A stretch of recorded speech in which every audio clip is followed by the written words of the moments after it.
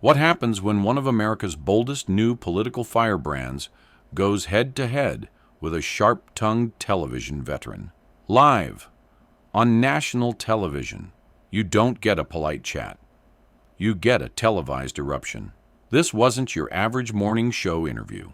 It was a full-scale collision that sent shockwaves across the country and left millions of viewers staring at their screens in disbelief. The moment it aired, social media caught fire. Clips spread like wildfire. And suddenly, the entire nation was talking about that interview. Before diving into this jaw-dropping confrontation, make sure to like the video, subscribe for more moments that make headlines, and leave your thoughts in the comments, because this one will have everyone talking. Now, let's get into it. The studio at Good Morning America buzzed with its usual early morning chaos. Producers barked into headsets.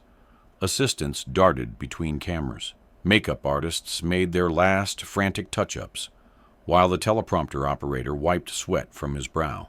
The tension was thick, almost electric.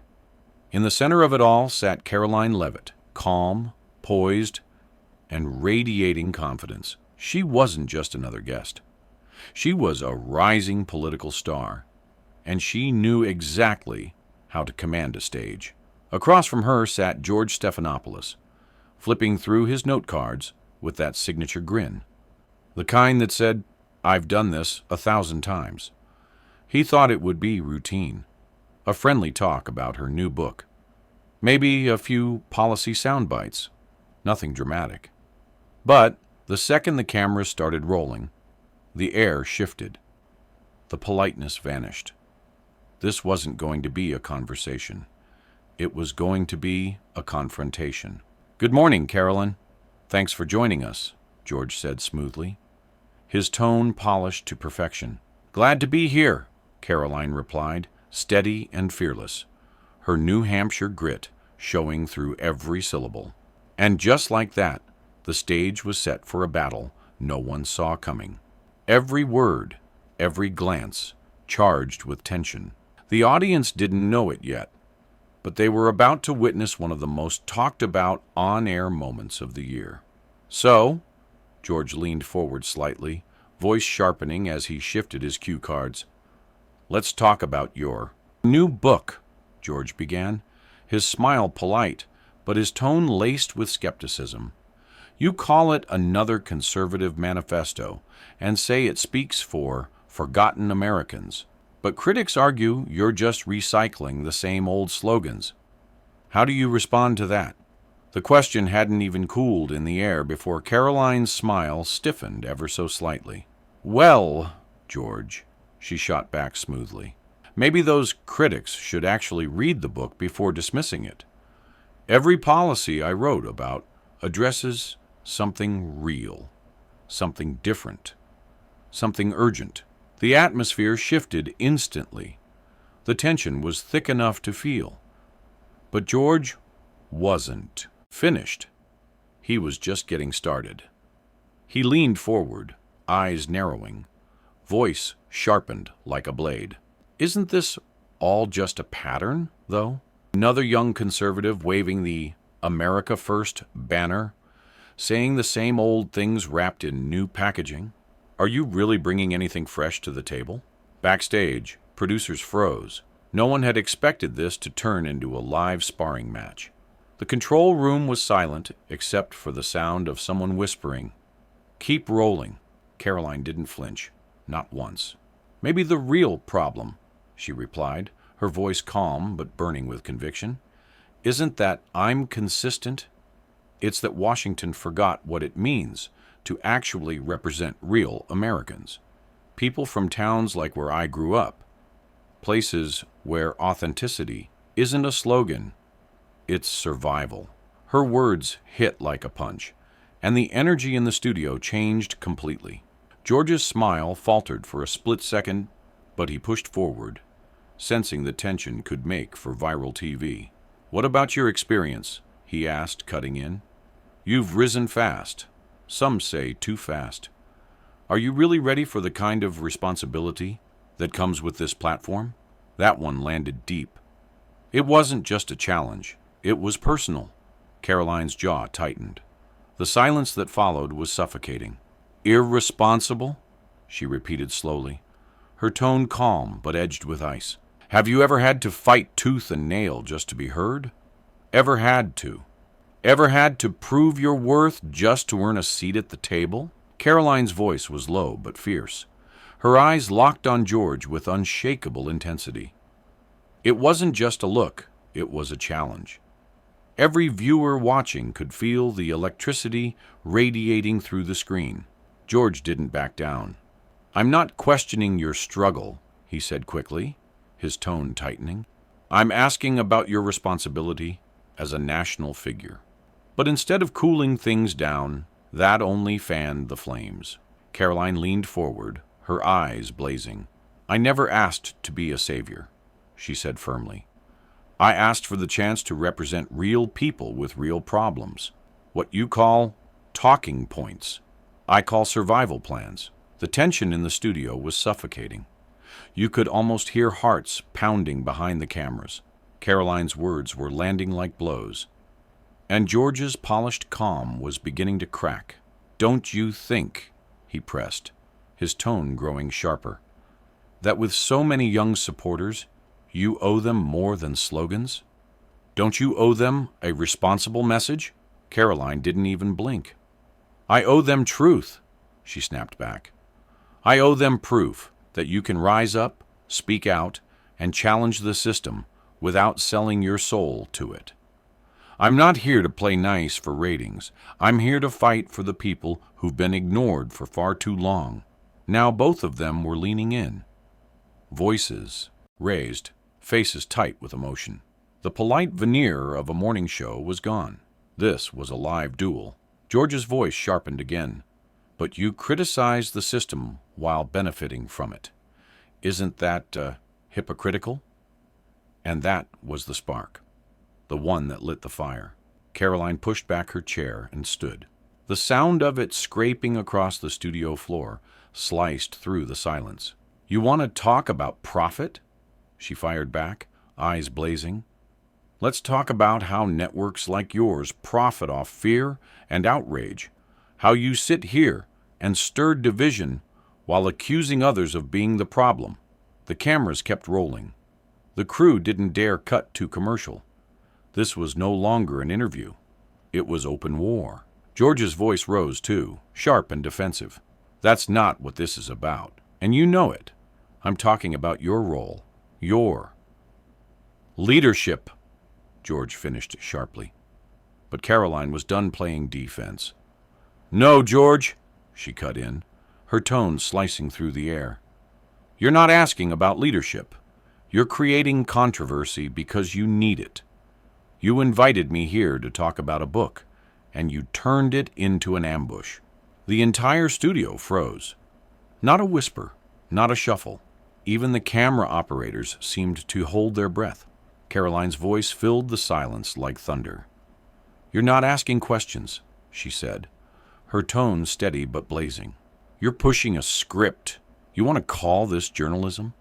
This isn't journalism, George. This is theater. This is manipulation.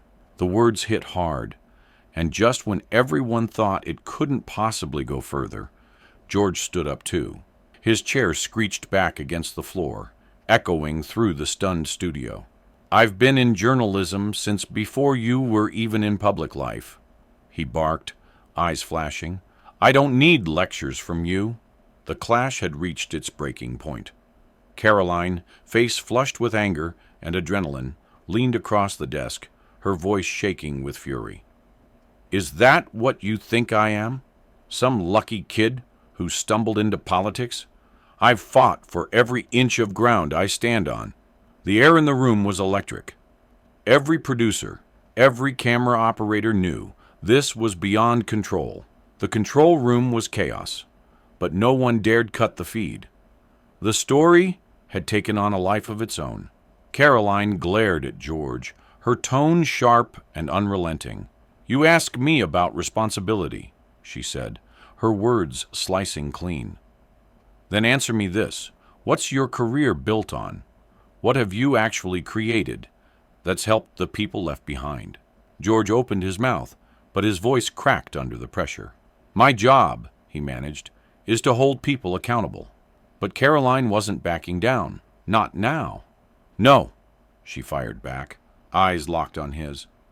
Your job used to be informing the public. Now it's stirring chaos for clicks, for headlines, for drama.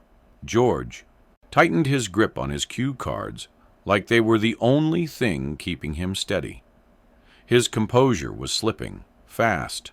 Karoline, he snapped, his voice strained. When someone has your platform, they should expect hard. Questions, George snapped, trying to regain control of the room. But his voice didn't hit with its usual authority. Something had shifted. Karoline's New Hampshire accent sliced through the air like a blade. Hard questions are one thing, she said, her tone razor-sharp. But this was a setup from the start. You didn't want to talk about policies, George. You wanted blood. And now that I'm pushing back, you're scrambling. In the control booth, producers hovered over their monitors, frozen. Should they cut to commercial? Fade to black? No one moved. The tension was too raw, too electric. Karoline was unstoppable, her confidence blazing brighter by the second. George, on the other hand, was visibly shaken. His practiced composure was cracking under the pressure of a live meltdown. He tried to steady himself, his voice dropping to a cooler, measured tone.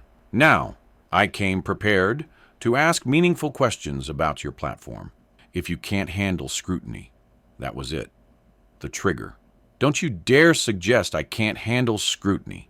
Karoline's voice thundered across the set, cutting him off mid-sentence. I've taken hits from the press, from political elites, from career cynics like you, and I'm still standing. Her voice echoed through the studio. The intensity was overwhelming. I don't crumble, she continued fiercely, just because someone in a suit decides to raise their voice. She stepped closer, her presence commanding, towering the desk that separated them. The difference between us, George, she said coldly, is that I don't pretend to be neutral while pushing an agenda.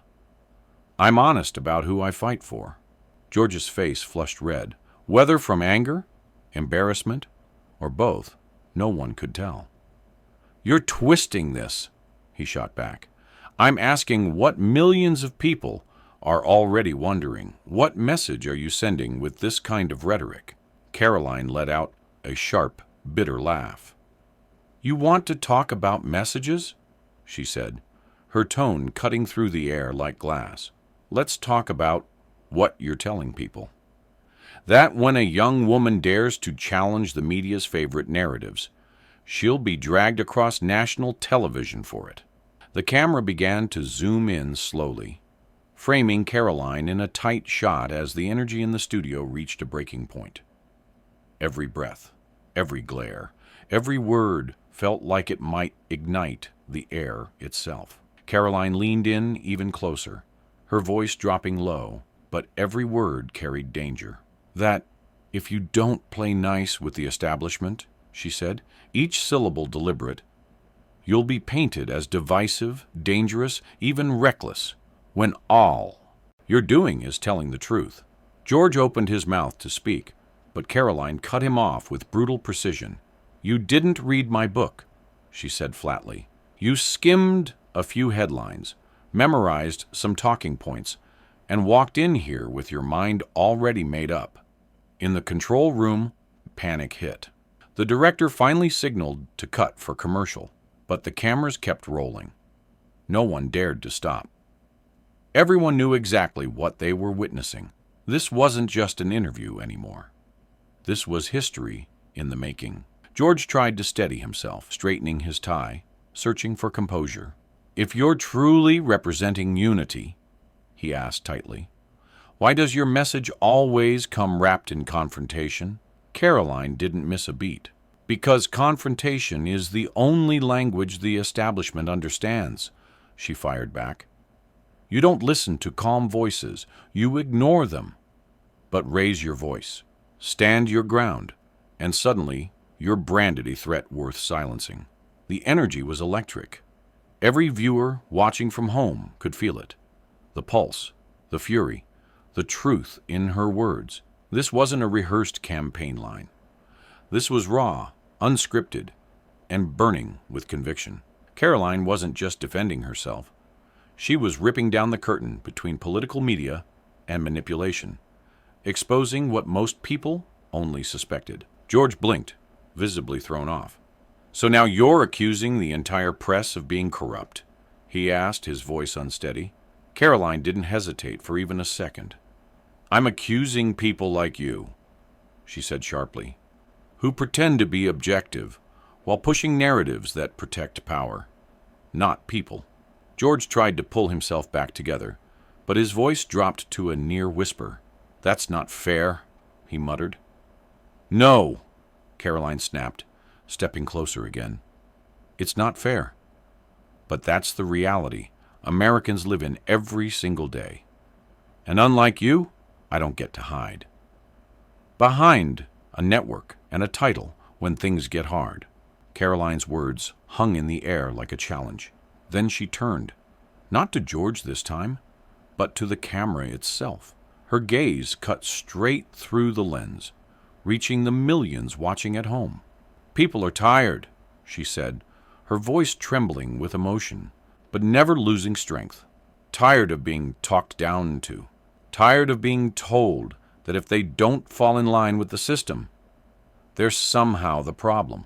Her voice grew louder, echoing through the studio. "You brought me here for a cheap moment, George, and you got it. But here's the part you didn't expect." She paused, her stare unwavering. "I'm not backing down." George swallowed hard. A bead of sweat ran down his temple. "Karoline, you need to calm down," he said carefully, trying to steady his tone. But that only made it worse. "Calm down?" she repeated, a bitter laugh escaping. "Women like me have been told to calm down for decades, every time we speak truth to power. Well, I'm done being quiet. I won't be silenced. Not by you, not by your producers, not by anyone." She turned back toward George, eyes locked on his like steel. "You can't stand that I don't play by your rules, can you?" she said, her words deliberate and cutting. "That I won't bow to your media narratives or smile politely while you twist my words to fit your story." That was the breaking point. George's composure snapped. "This is live television, Karoline, not a campaign rally," he shot back, his voice cracking under pressure. Karoline didn't even flinch. "Exactly," she said coolly. "And people are watching. They're seeing, in real time, what happens when someone refuses to play the media's game. You get vilified." In the control room, the director was waving frantically, signaling again, this time almost begging to cut the feed. But no one moved. Everyone knew what they were witnessing was too powerful to interrupt. Karoline leaned in slightly, her tone dropping to a steady, cold whisper. "You wanted a headline, George?" she said. "Here it is. Young conservative woman refuses to be bullied by network media on national TV. Go ahead. Put that on your front page." George sank back into his chair, the fight gone from his eyes. His cue cards lay forgotten on the desk. The energy in the room had shifted completely. Karoline wasn't just holding her ground anymore. She had taken control of the entire show. Karoline now owned the moment, the stage, the story, and the silence. She had taken back the narrative with unapologetic fire. Straightening her jacket, she smoothed her hair and looked directly at George with unnerving calm. "If you ever decide you want a real conversation," she said coolly, "one based on substance, not sound bites, call me. Until then, enjoy your ratings." George didn't answer. He simply stared down at his notes, realizing the truth. He'd been outmatched, live, uncut, undeniable. For a long, heavy moment, nothing moved. The lights hummed. The cameras kept rolling, but neither of them spoke. The silence wasn't awkward. It was deafening. Across the country, millions of viewers leaned closer to their screens, realizing they were witnessing something bigger than an argument. It was the collapse of old decorum, and the rise of something raw, unfiltered, and real. Then, breaking that heavy stillness, Karoline leaned forward, not to attack, but to speak directly to the people watching from their homes, offices, and phones. "You know what's funny?" she said, her tone edged with defiance. "The people who claim to protect the truth are often the ones who twist it the most." George looked like he'd aged 10 years in 5 minutes. His shoulders slumped. His polished confidence had vanished. He tried to interject, mumbling something about balanced journalism. But Karoline lifted a single finger, steady, commanding. "Don't," she said quietly. "Not after this. Don't insult our intelligence by pretending this was fair." George's mouth opened slightly, but no words came. He knew it was over. The control room knew it. The audience knew it. Karoline had seized the moment, and there was no getting it back. She straightened once more, her voice steady, every syllable sharp enough to cut through the air.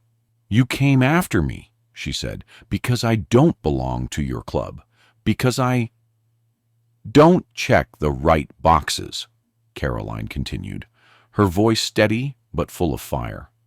"I'm not polished enough, not careful enough, not obedient enough for your liking. But that's exactly why people listen to me." She turned to face the main camera again, her gaze piercing. "And if you're watching this right now, thinking she sounds angry, you're absolutely right." Her tone hardened. "I am angry. Angry for the single mothers who get mocked for needing help. Angry for the veterans who can't get decent health care. Angry for the factory towns left behind, while elites sip champagne at cocktail parties to celebrate inflation statistics." Her words hit like thunder, each one landing heavier than the last. The audience could feel it. This wasn't just passion. This was pain turned into power. George, desperate to pull the reins back, tried one last time to sound in control. "Karoline," he said, forcing a calm tone, "I think your emotions are clouding your message." The words had barely left his mouth before they backfired spectacularly. Karoline's face hardened to stone. "You think passion is weakness?" she said, voice cutting like ice. "You think caring deeply makes me irrational? That right there, George, that's exactly the problem. That's why people don't trust the media anymore." She took a slow step closer, her tone growing colder, sharper. "Because you take sincerity and twist it into instability. You turn real emotion into entertainment, just another spectacle to fill airtime." Gasps rippled across the studio. Crew members exchanged looks. Interns froze mid-motion. Even the camera operators hesitated to breathe. This wasn't just about politics anymore. This was a cultural earthquake, happening live. Karoline reached for her microphone again, unclipping it slowly this time. It wasn't impulsive. It was deliberate, controlled. She wasn't storming off. She was taking back her voice. She stood tall, ready to leave with dignity and dominance. But just as she turned to walk away, George made the biggest mistake of the morning. He muttered under his breath, unaware that his mic was still hot. "This is exactly what happens when you put a kid in a leader's chair." The words hit the air like a gunshot. The sound echoed through the studio. A slap no one expected. Karoline stopped dead in her tracks. Karoline froze, mid-step. Then without a word, she turned on her heel and walked straight back toward him. Each strike of her heels against the studio floor echoed like thunder. She didn't raise her voice. She didn't need to. "What did you just say?" she asked, her tone low, calm, and lethal. George's face drained of color. I'm... No. Karoline cut him off. "Say it again." She leaned closer, eyes blazing. Say it louder, so everyone can hear how deep your bias really goes. George stammered, but nothing came out. His confidence was gone. You think my age disqualifies me from leadership? Karoline continued, her words slicing through the air. You think it makes my ideas smaller? My arguments weaker? That's exactly what's wrong with this country, George. Entitlement, disguised as experience. The air in the studio turned heavy, toxic with tension. Even viewers who'd tuned in expecting soft morning chatter realized they were witnessing something historic, a full-blown generational and cultural explosion, live and unfiltered.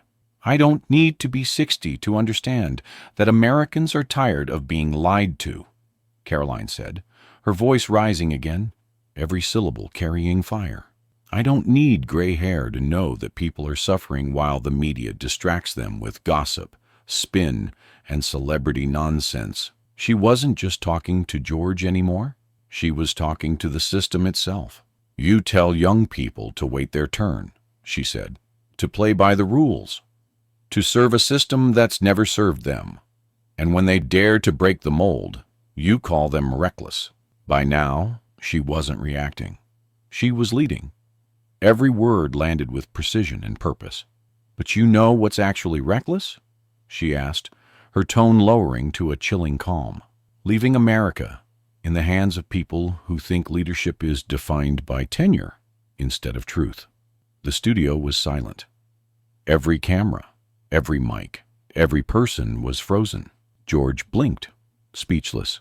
The world was seeing it. The veteran anchor, the man who'd once interviewed presidents, now sitting there, stripped of authority, reduced to silence. George sat there, no longer the interviewer, no longer the authority, just a spectator in his own studio. Karoline's voice softened, but it was the kind of softness that cuts deeper than any shout. I don't need your validation, George, she said evenly. I don't need your approval. What I and the people I represent need is a platform that can't be hijacked by ambushed journalism. Then came the final blow. Calm, clear, utterly devastating. So you can keep your desk, she said, her gaze unflinching. You can keep your title. But what you lost today is your credibility. The words hung in the air like a final verdict. Karoline turned, walked to the side table, and picked up a copy of her book. Holding it up to the main camera, she spoke directly to the audience. Here's the real story, she said firmly. For anyone who still believes in accountability, not theatrics, read it for yourself. And with that, she gave George one last look, sharp and cold, before walking off the set. This time, the cameras didn't cut away. They followed her. No dramatic score, no polished outro, just the echo of her heels down the hallway, like the closing notes of a revolution. Back in the studio, George didn't move. His hands trembled slightly as he reached for his coffee, but he didn't take a sip. His face was pale, his posture small. The authority that had defined him for decades had vanished. Live on air. The feed finally cut, awkwardly, to commercial. But it didn't matter. The damage was done. America had already seen it, felt it, and shared it. Within minutes, the clip began spreading across every corner of the internet. TikTok, X, Fox News, every outlet had their take. Debates erupted over tone, respect, gender, power, and the integrity of modern journalism. Commentators analyzed every gesture, every pause, every word. But one thing was undeniable. Karoline Leavitt hadn't just appeared on Good Morning America. She'd torn through it and left scorched earth behind. And as the internet exploded with reactions, one question echoed louder than all the rest. One thing echoed louder than any anchor's spin or pundit's opinion. She didn't lose her temper. She claimed her power. So now the question isn't what happened on that stage. It's what it means. Was Karoline Leavitt standing her ground, exposing bias in real time? Or did the confrontation go too far? The debate is raging everywhere. and we want to know what you think. Drop your thoughts in the comments, tell us where you stand, and don't forget to like, subscribe, and stay tuned for more stories that shake the screen, break the script, and make the world stop and watch.